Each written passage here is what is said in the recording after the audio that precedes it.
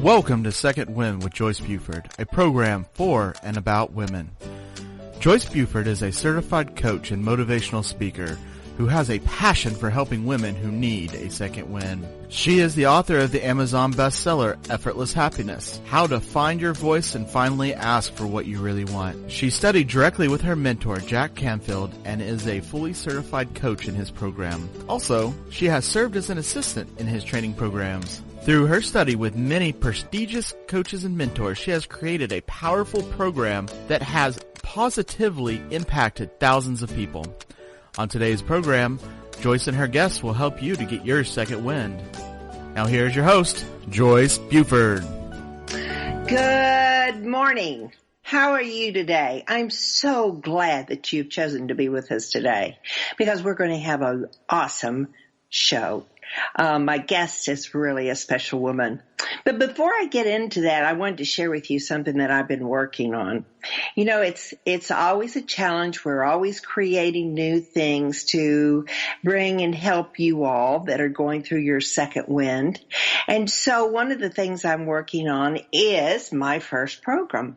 And so I just wanted to share that is coming down the way, probably 2 months. But when it's here, I'm going to share with you again about the opportunity that you can have for us to work deeper with each other. So let me tell you about our guest today. This special woman is a relationship consultant. She's a mediator and a speaker. Dr. Roberta Shaler is a PhD. The relationship help doctor is how she's referred to sometimes, provides urgent and ongoing care for relationships in crisis. Her mission is to help people stop tolerating abuse. Even the United States Marines have sought her help. Dr. Shaler focuses on helping the partners, exes, and the adult children of the relentlessly difficult people she has called the hijackals to stop the crazy making and save their sanity. Author of 16 books, including Escaping the Hijackal Trap and Stop That Crazy Making. She hosts 3 podcasts, Emotional Savvy, Save Your Sanity, and Focus on Forward. She also has a YouTube channel, and there she is known for relationship help and has reached over 200,000 viewers. So welcome. I am so thrilled that you are with us today, Dr. Roberta. Oh, thank you, Joyce. It's my pleasure to be with you.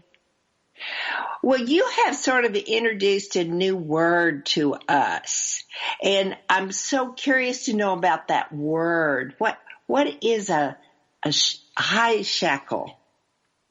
A hijackal? Yeah, I didn't even see it right, did I?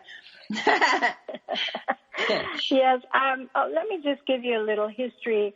You know, my doctorate's in psychology, and what I noticed was people who were really being troubled by difficult people in their lives were going to the internet and putting in what was happening to them, and then they would get back a psychological term, and then they would take it as a diagnosis, and that's just not healthy or accurate.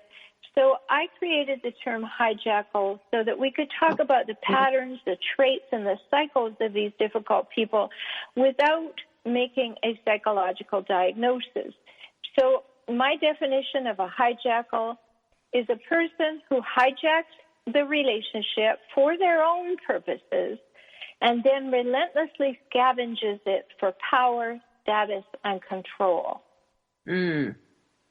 So these are the people that you would fall generally under the umbrella psychologically of narcissists, psychopaths, sociopaths, histrionics, passive-aggressives, and borderlines. But that really doesn't matter because those terms are convenient if somebody is needing a diagnosis for a reason. But what we need to know is that hijackals all drink from the same pool of traits, no matter what diagnosis may be termed to them. It doesn't matter because their patterns, traits, and cycles are just in different amounts and different severities. Right. Yeah. I know that from the information you shared with me that the exposure to these personalities, the hijackals, I'm going to say it right in a minute, they really are introduced into your life pretty early, aren't they? Would you share with us your story?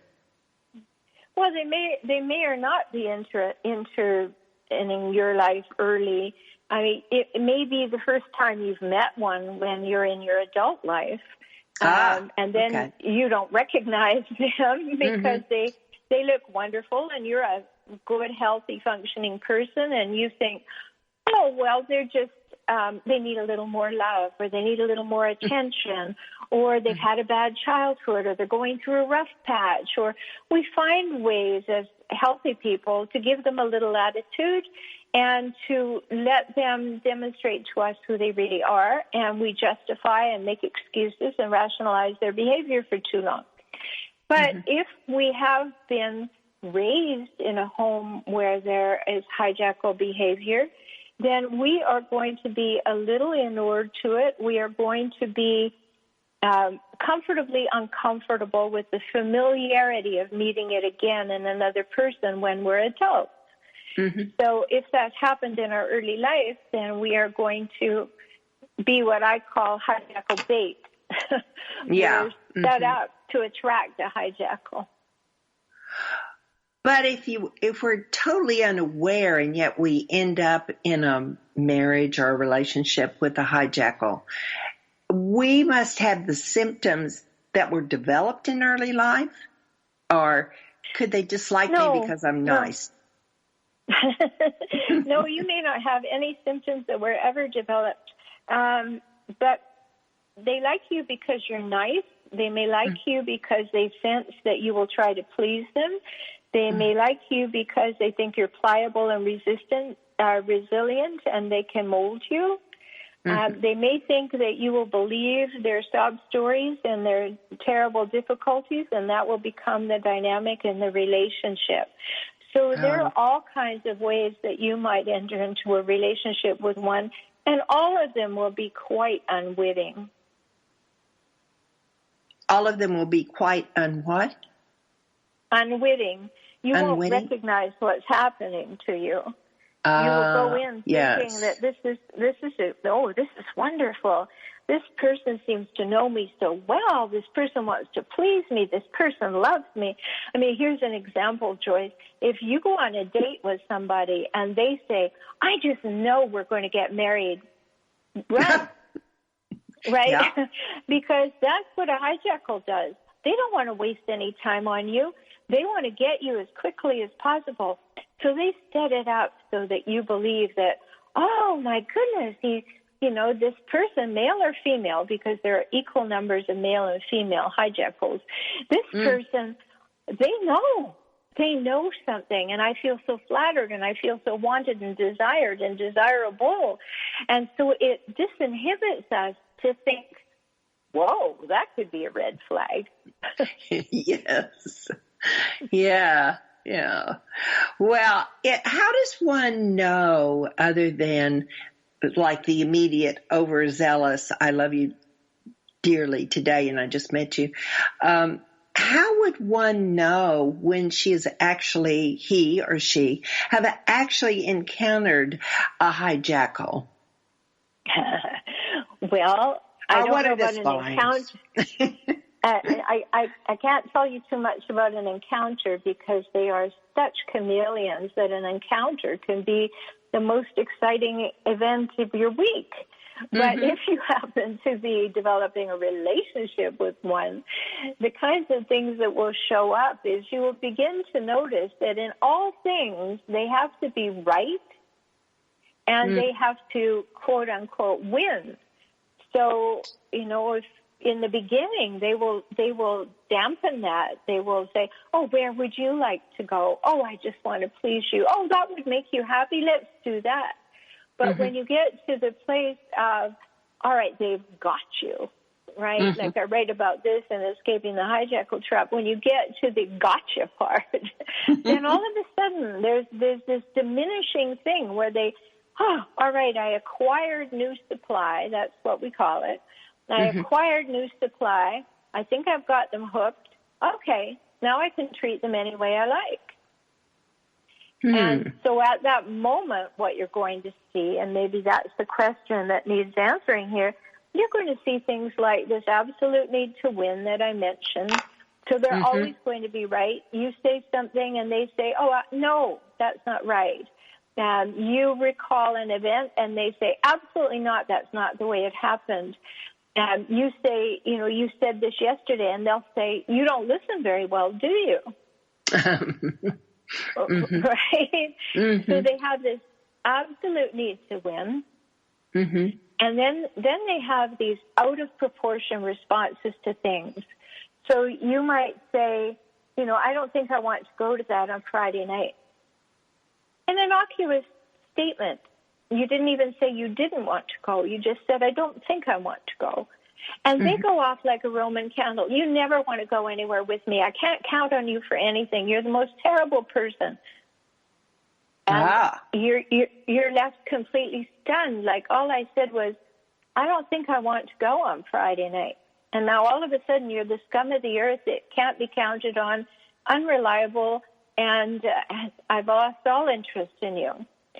And that's because of a third thing that I call a hallmark of a hijackal, which is in order to protect themselves, they engage in what we call all or nothing or black and white thinking.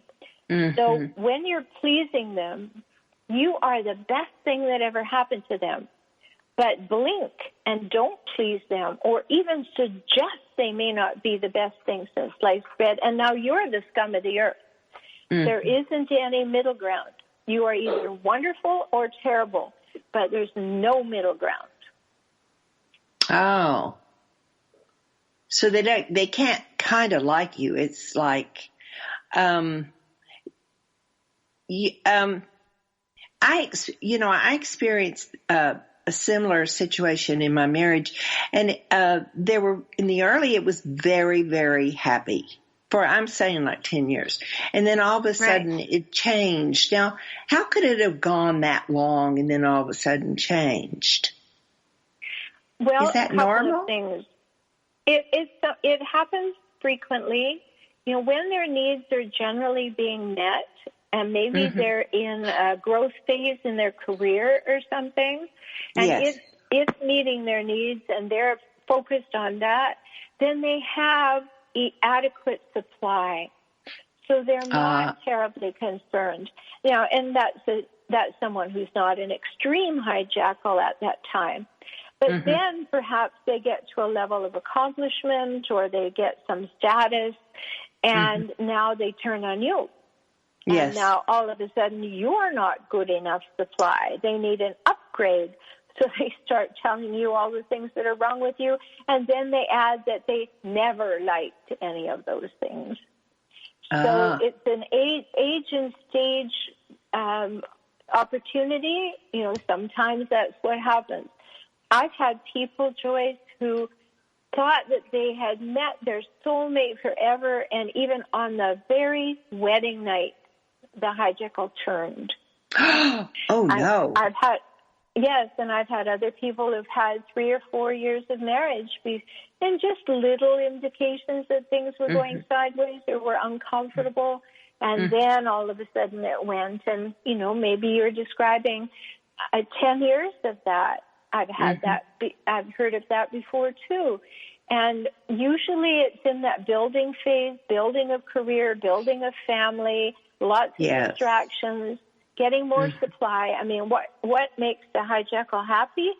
Getting more supply. So have a baby. Yeah. And then you are prized if you're female while you're pregnant because look what I did, says the hijackal. Aren't I wonderful? We're going to have a baby. He or she agreed to have a baby with me. And then the baby comes and look at the baby. And then all of a sudden at home, it's like, you spend too much time looking at the baby. You've forgotten about me. I'm going to have to go and find myself more supply. Yeah. Right? So on the Yes. other side, the thing we need to know about hijackals is that you get validated for how you're useful and make them look good. And you won't be validated for what you think, feel, need, or want. So when you look at that as a broad generality, Joyce, you realize that as long as you're making them look good, you're keeping them happy, and you are meeting their needs for approval, particularly in public, you're going to be validated for that. But should you say, I'm not happy, hijackal says, well, that's your own fault. You know? And here's 10 reasons, you know.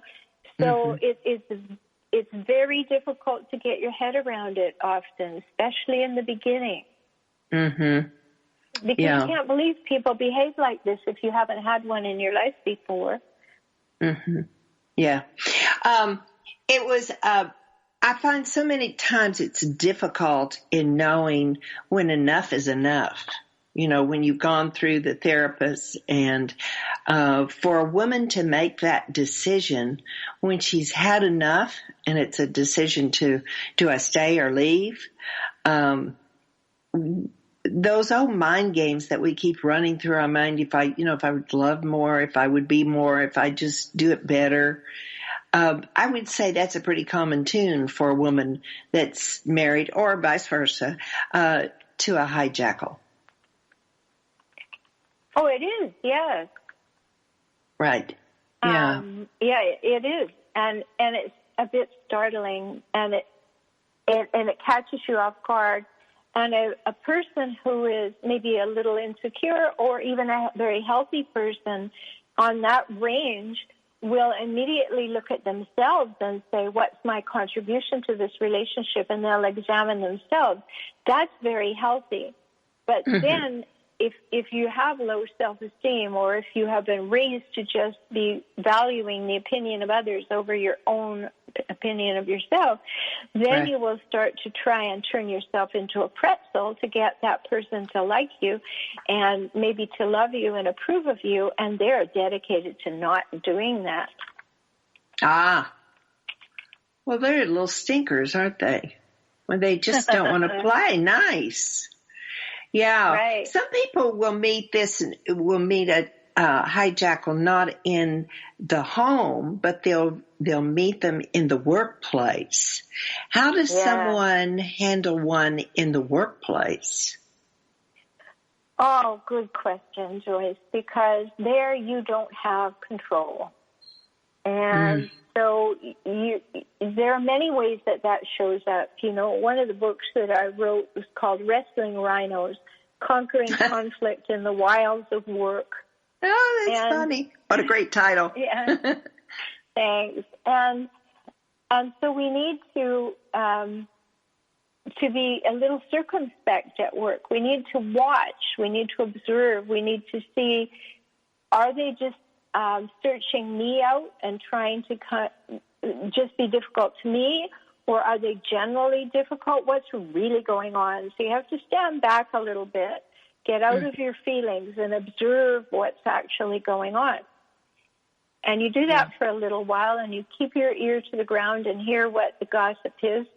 And then you begin to understand, is it personal to me, or are they picking people here and there? Because one of the things that a hijackal needs to do is to paint a public picture of perfection. And then they will choose particular relationships to create a private place of pain. So they single people out in an office, just like they bring somebody home and get in a relationship with them and keep them at home. They've got their person that they are going to be nasty to. They have the person they're going to control, and they have the person that they're going to take power over. So you need to observe in the workplace to see, am I the victim here? Am I the lucky prey for this predator? Or are they generally nasty? Is anybody else talking about them? Are other people rolling their eyes? What's going on? my supervisor noticing this, or is my supervisor being manipulated and charmed by the hijackal? Mm-hmm. You know, another thing that happens in the workplace is hijackals. You know, I was speaking at a couple of years ago at the California HR conference on this topic, and in the middle of the session, a person put up their hand and said, well, what happens to them in the workplace? And I said, brace yourself. They get promoted. Oh. And the reason they get promoted is that they wear out their welcome in a department. Mm-hmm. So someone wants to get rid of them, so they give them a lateral or a vertical move. So hijackals have a horrible tendency of working through an organization like a reverse pinball. Yeah. They start at the bottom and they just get pushed up to the top, and they get more and more power as people try to get rid of them. Mm. And so that happens. Another thing that happens is hijackals have a high rate of wanting to be an entrepreneur because they don't want to work for anybody else or be told what to do. So you will find yourself in an organization that's run by hijackals who have hijackal cronies who think that the hijackal likes them. Now, one thing about a hijackal is a hijackal will demand loyalty but never give it. You are never secure that you have the loyalty of a hijackal, but they will demand your loyalty, and you will see that in an organization. Mm-hmm. So observing what's going on, Joyce, is the first place, and then find out if you're just the lucky recipient of all of this pain or if it's being spread around. And then you have to document what's going on over time. Mm-hmm. Mm-hmm. But in real time, you can say something to the person. You can say, I feel disrespected right now, or I had that on time, and they say, no, you didn't. And you say, well, you know, I don't agree with what you're saying.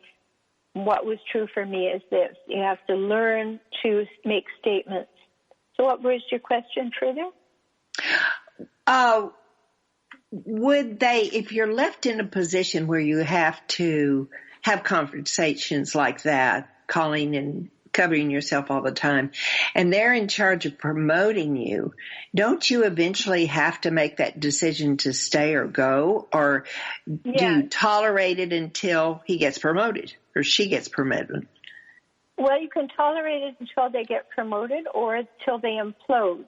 Now, they often implode because they think they're the smartest person in any room at any time, and so they will overstep, and that's the moment of implosion. They will go too far, and at that moment, everybody sees, and then their demise is in place. Yes. Well, sometimes I wonder.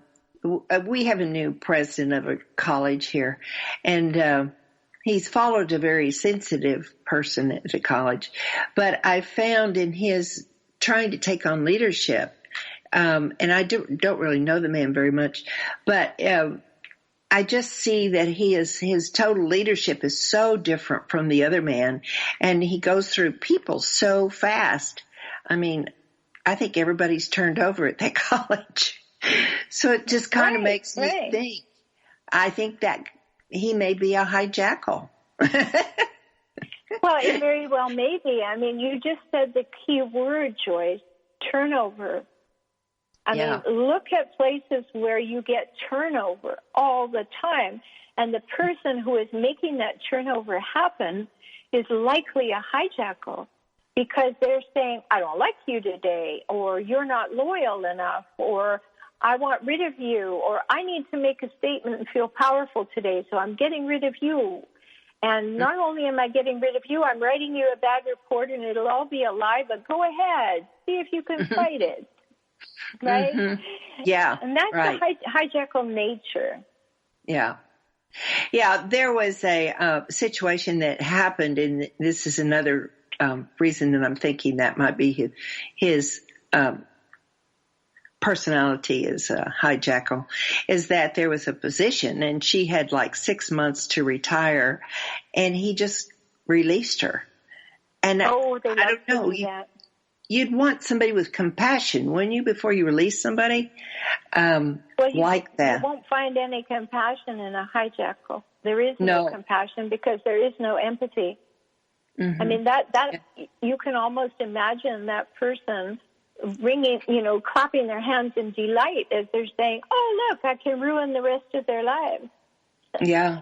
They will not retire with their full pension. Oh, isn't that too bad? If they hadn't said what they said to me the other day, everything would have been fine, right? But they did say it, and I have power, and bam, you're gone. Yeah. Yes. How in their mind, I know they don't need to justify, I would think, but how in their mind do they just sit with that? Is that again a black and white decision? They just do it? Well, no, the only thing that they're thinking of, let me go back and give this is a good spot to give some understanding. Something happened to these people when they were very young, usually in their first 2 years of life. So it was before they had language. And so what they learned was they were totally unsafe and they were quite ashamed. They weren't welcomed by joy into the world, and if they were wanted, they were neglected emotionally. Things happened to them, and so if we put it in a pile, we would call it the shame pile. They were deeply shamed for who they are, the fact that they take up space and draw breath, and so that is what causes this crusty exterior that says nobody is going to shame me ever again. I will be on top of the pile all the time. Which is why they can say something today. They can say black is white today to win, and tomorrow they'll say black is red, and then someone will say to them, but yesterday you said black was white, and they'll say, well, that's ridiculous. I would never say anything like that. Perhaps you had a difficulty yesterday in remembering, and it will be your fault instantly. Yeah. I'm going to stop you here because we need to go to break, but that is so interesting. And when we come back, let's continue with this conversation. So we'll be back. Motivational coach, motivational speaker, and author Joyce Buford returns after this short break.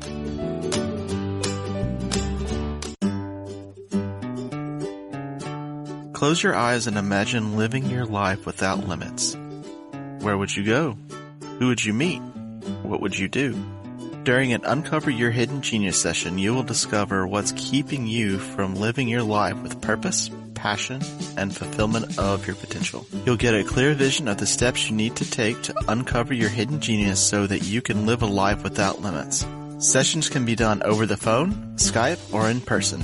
Find out more at www.joycebufordempowers.com or by calling 903-287-0747.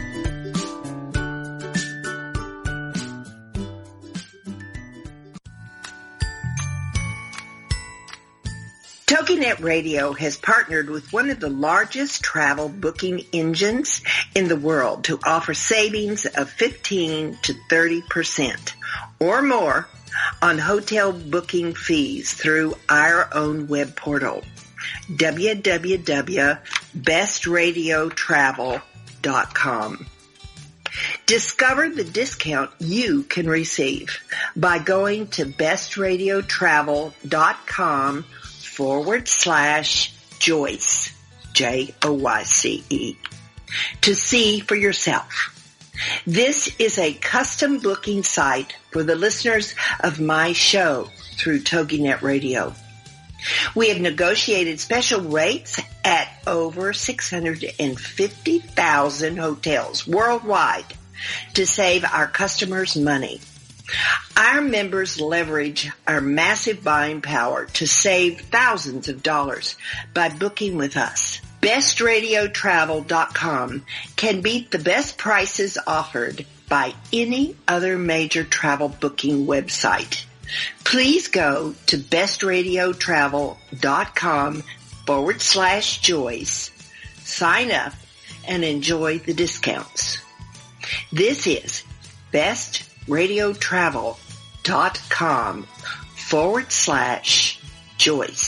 Joyce.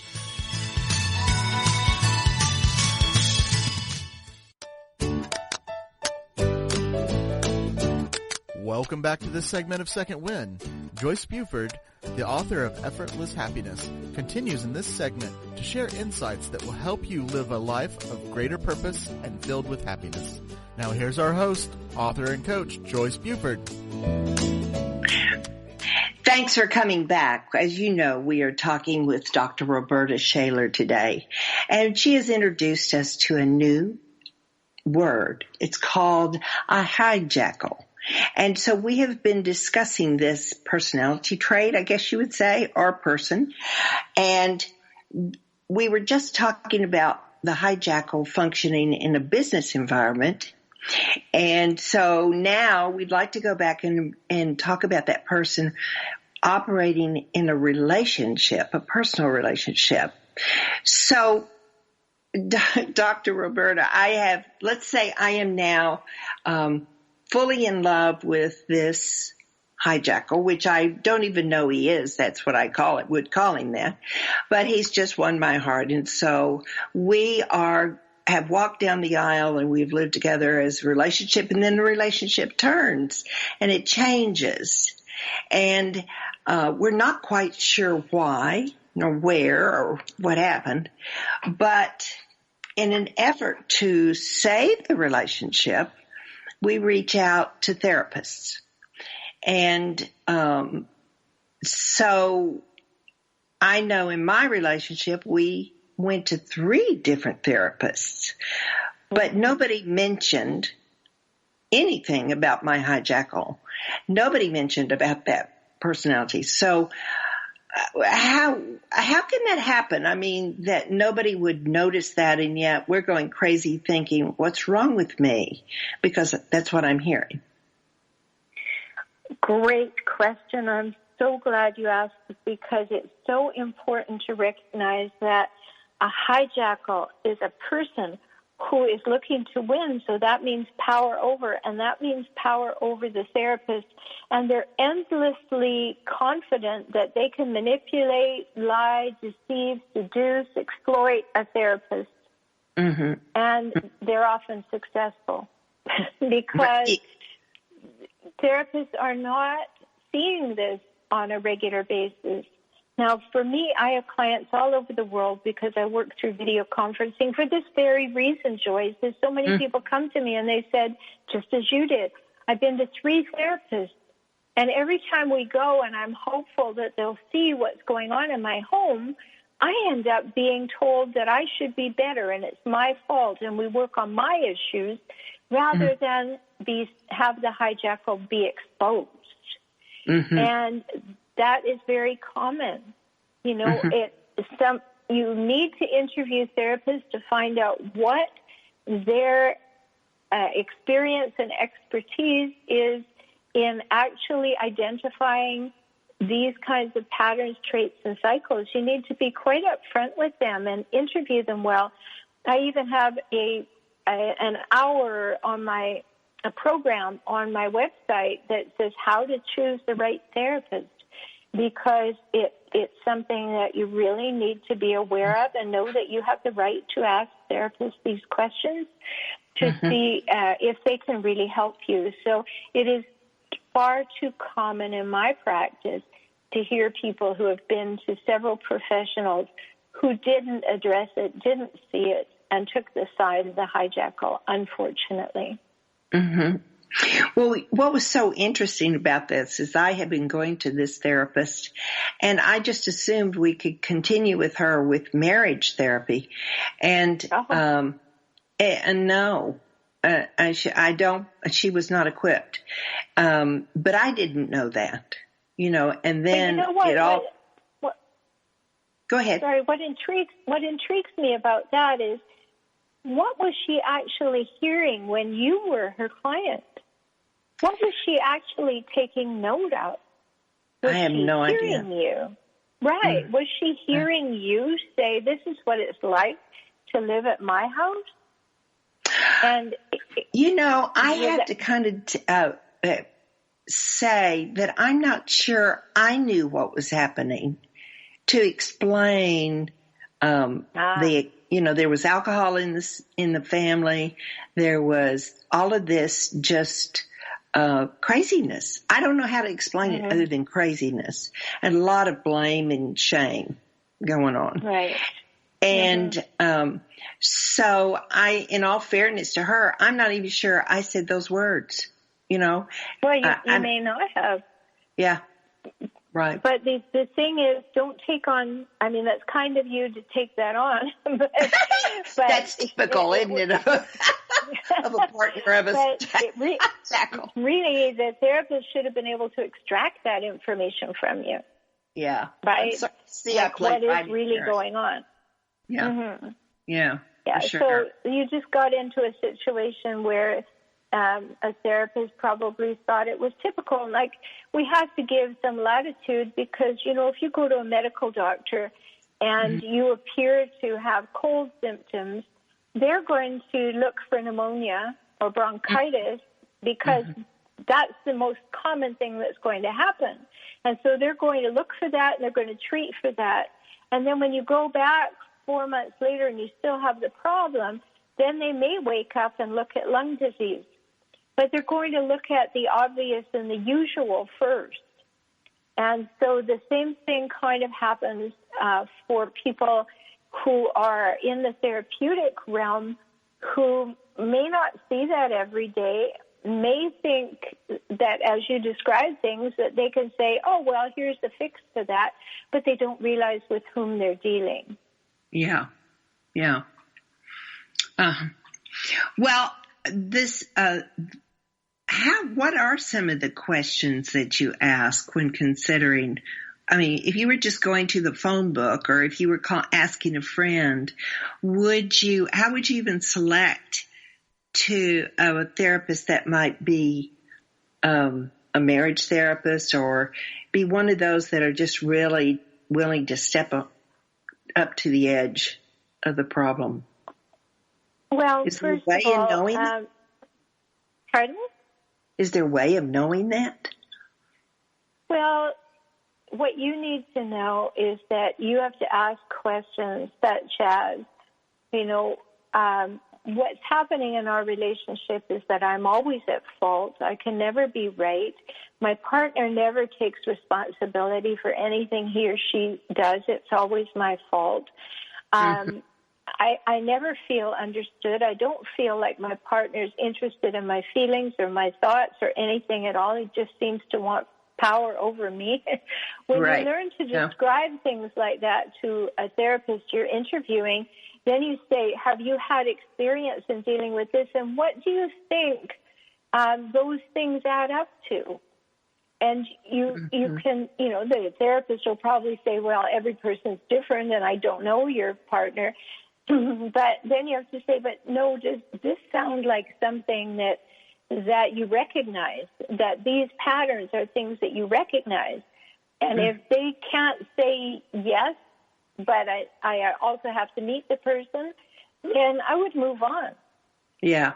Because if you describe those things and they cannot see them as a cluster of things that are symptomatic to being in a relationship with a hijackal, you could spend a long time trying to put something out there, and the hijackal will come into the therapeutic process with the intent to manipulate, deceive, and seduce the therapist into believing their point of view.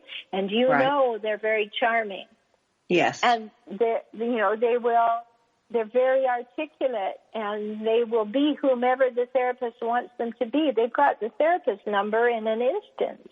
Mm-hmm. And, I've had situations, in fact, I can think of one that might be a good example to talk about, where my client and I had a meeting with the ex and their therapist in my office. Oh. And I thought that was wonderful that they were willing to meet. And in California, where I live, we live in a two-party consent state. So I asked if I could record the proceedings, and of course the answer was no. So we proceeded.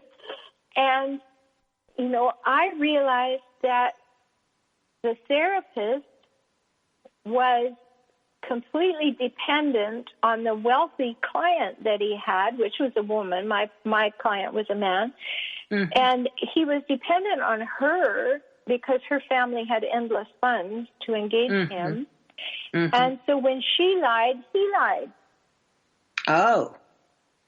And so, I got to a place where I finally said, well, I'm just going to write down what you said when the therapist spoke and when the other person spoke. And then I would read it back and say, is that what you said? And they would say yes. And then 10 minutes later, they'd refute that. And I'd say, let me go back to the one that you said yes to. Now I hear you saying the opposite. Oh, my goodness, you would have thought that I'd thrown the switch for an atom bomb. I mean, they were out of there in an instant. Like, how dare you? And what are you saying? Are you saying we don't call the truth? I said, well, I think this is the problem you're having in court. And I think we are seeing the problem right here in this room. And that's what goes on. Right. It's just like attorneys, Joyce. A hijackal will fire attorneys until they get either a totally passive one who will do anything they say and that the attorney is afraid of him, or they will fire attorneys until they get one who is a hijackal, and then they yeah. Oh, that's interesting. Now, I have to ask this question for that woman that is trying to make the decision to go or stay. Is the hijackal curable? In other words, Can you cure them? Can you improve their situation in any way? Well, there are some people, and it's a small number, people who were raised by hijackals, who behave like hijackals, but don't have any other tools in their toolkit. And sometimes I can give them some tools. It takes a long time. They have to work with me for months and months. But sometimes I can give them some tools that will provide some relief in the relationship, and it might be enough. But that is so rare. And remember, these people are deeply shamed. Therefore, they have to believe that they are always right and they have no fault. So everything else is someone else's fault, even the weather and the IRS. So they are not likely to be able to entertain the idea that they have any need to change. So when they do come in with a partner, which they often do, someone will contact me and they'll say, I've read your work and I think this is what's happening. How do I work with you? And I say, well, if you want to work with me as a couple, we'll soon find out what's going on. And often the hijackal has the control of the finances. So I work in packages of 8 or 16 sessions. So the couple will come in. If the person is a hijackal, truly dyed-in-the-wool hijackal, they will explode and disappear. And then I work with the remaining partner. And then it's all paid for and they can get the help they need. Because hijackals will agree to go to therapy. And then if they can't manipulate the therapist, they will, of course, make the therapist wrong, everybody wrong, the existence of psychological principles wrong, make themselves right. So that is the stay or go question. It can begin by coming in as a couple, but it can also be one person who comes to see me and we look at the traits and patterns and say, at what level does this amount to emotional abuse that you can actually say, yes, that's what I'm experiencing, and at what level do you believe you deserve to live in a situation that is emotional abuse, and how shall we replace those beliefs and that mindset and change your skill set and help you to make a healthier decision.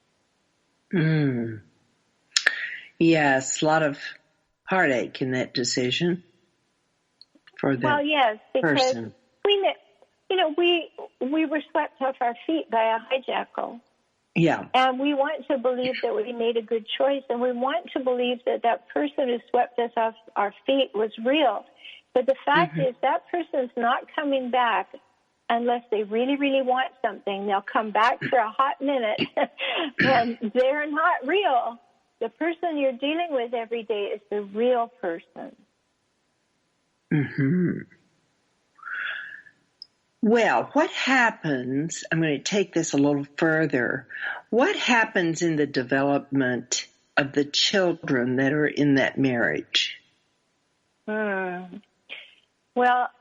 unfortunately, as I had mentioned earlier, if children are raised in an environment where there is a lot of hijackal behavior, the children are deeply affected by it at a very early age before they have language. And then as they wake up and begin to individuate, there's a certain moment in development where a child realizes that they're no longer part of their mother, and we call that individuation. And then we have other kinds of individuation along with different stages of brain growth. And so when the parietal lobes and the prefrontal lobes start to develop, the child has already had so much information about who they are, which is given to them by the way their parents behave toward them. And also by observing the way their parents behave toward them and toward each other. And they have learned so many things that are tucked in there that it's very detrimental to have a hijackal parent. And the child loves the hijackal parent because the hijackal parent is one half of their DNA, and the child has a biological imperative to realize they need those giants in order to survive. Yes. So we start to morph ourselves into whatever the hijackal will approve of. Right. Yeah. Or we become resistant to it and we stand up to it, and the hijackal gets more and more angry and dismissive. And if they happen to have a tendency toward physical violence, that's when it'll show up. Yeah. So it's a very sad situation. I'm not understanding one thing that you're saying, that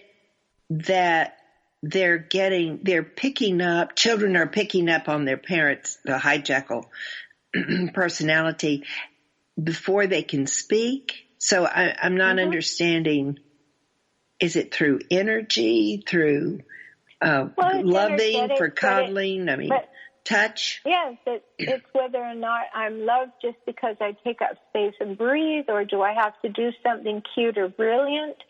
A child knows if they're welcomed with joy, as my colleague Gary Salyer says. If a child is welcomed by joy, they have the full attention of their parents. They're loved just because they sit there. They don't have to do anything. The parent is completely loving and accepting of them, and they make good choices for them. They protect them. They love them. They don't expect anything unreasonable and age inappropriate from them. But if you have a hijackal parent, the hijackal parent is all about, I'm not going to bother with you unless you make me feel good. So if the baby is crying and not smiling, the hijackal parent says, I don't have time for that. Right? That's no good. Right. Yeah. So those things are messages to the child. No eye contact, being left in a bed. The parent always stands up when they talk to a tiny child. If you want to communicate with a small child, get on your knees and get down to their eye level. It's always an up-down interaction. Do as I say, not as I do. Don't bother me. I am the king of the castle. You will do it my way. All of those messages are very difficult for children to have healthy growth. Yeah. Yeah, I see that now. As we move on and we're coming closer to the end of the hour, I really want my listeners to know how to find you. You have so many opportunities to help people through your podcasts. Tell us about your podcast first. Sure. I have right now I have two, and the third one is starting in the fall. So Emotional Savvy is an interview show about all aspects of dealing with trouble in relationships, whether that's the relationship with yourself or the relationship with parents or partner or whomever. So it's a broad-reaching one. And the other podcast is called Save Your Sanity, Help for Toxic Relationships.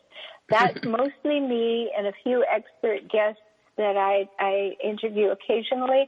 And there I am giving all the kinds of things that you and I are talking about. Every week it's a different topic about how to manage these toxic relationships, how to get your life back, what you need to do, what are the strategies, whether you're making the should I go, should I stay situation, you're going to court, you're in a co-parenting situation. Those are the two that are there. And my YouTube channel is called For Relationship Help. And there I have hundreds of videos. I also, every Monday evening at 6 p.m. Pacific, I do a live stream.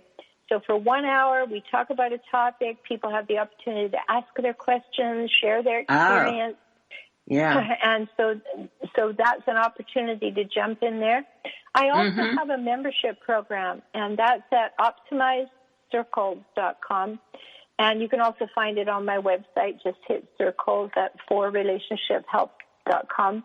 And I have 3 levels of membership. And, you know, the thing about that, Joyce, is that I created it completely off social media. So it's completely safe because people who are with hijackals have a nasty tendency to make up false profiles and go into Facebook groups and things like that. Oh. So my membership is entirely on my website at the first level, what I call the support level. You can engage just like you can on Facebook in different groups, and you can be in the discussion threads, but it's well away from the prying eyes of social media. So that is so smart. Circle. I like that, Dr. Roberta. I really like that. Oh, thank you. I think it's important, really important. That's fairly new. So now is a very good time to get in on it because it's in its infancy and very inexpensive right now, which is going to change as soon as we get to a certain number of members. So now is the time to join there. Is that the lowest? You have 3 different memberships, right? I have three levels of membership. 3 levels. The first, yes. Yeah. The first level is the support level, which means you can engage in the discussion. You can get my 6-week home study program that comes by email over 6 weeks. It's called 21 Steps to Empowered Emotional Savvy. And you get access to some videos. The second level, you get all of that, but you get access to a lot of videos, my FAQs, frequently asked questions, over 150 of them. You get access to my webinars, and you get access to 1 live webinar a month. And at the third level, you get all of that, plus access to 2 Ask Me Anything group calls with me each month. Yeah. Oh, great. And there's also Q&As. Is there Q&As with that one as well? Oh, yes. Everything is. Everything. Everything, as you go up, you get everything below. Lots of Q&As, I bet. Oh, well, you offer so much value on your site. I am just amazed that you, do you have any playtime? Because you just offer so much. You're a wonderful resource. Yes, I have lots of playtime. But remember, Joyce, I've been doing this for a long time, so I didn't sit down and do it in a week. I've been doing this for years and years. So, yes. And I love making video. I love being on video, so that's play too. Oh, do you? Well, it has been such a treat to have you on my show today.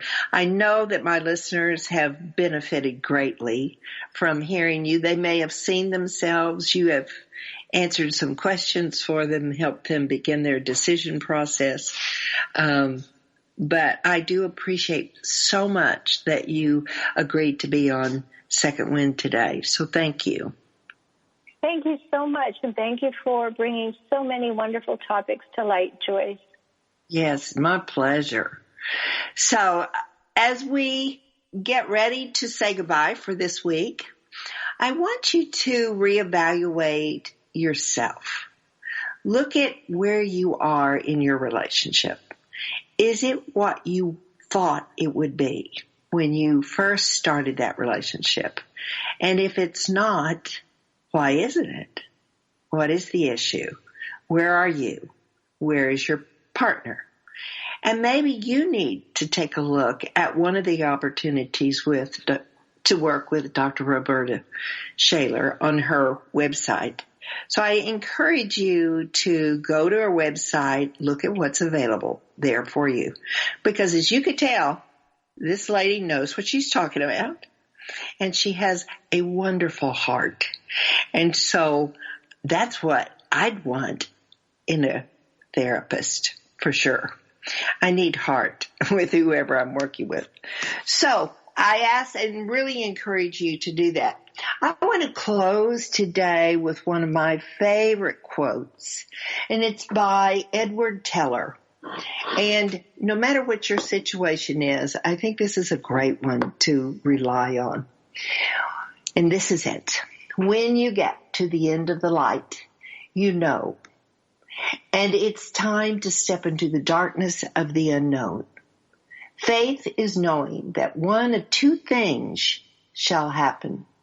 Either you will be given something solid to stand on, or you will be taught how to fly. I hope you have a beautiful week, that you do your evaluation, and that you plan to be with us next week as we continue helping you through your second wind. Thanks for being here today. Bye.